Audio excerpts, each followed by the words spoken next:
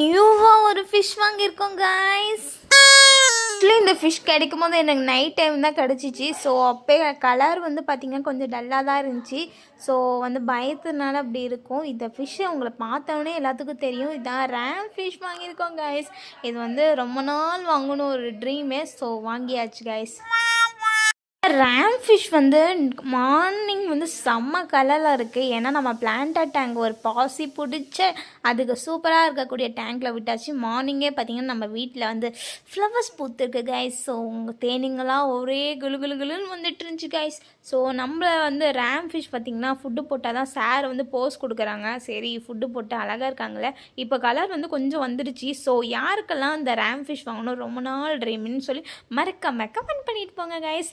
நம்ம 2K reach பண்ண போகிறோம் கைஸ். நீங்கள் கொடுக்குற சப்போர்ட்னால தான் கைஸ். எல்லாத்துக்கும் தேங்க்யூ கைஸ்.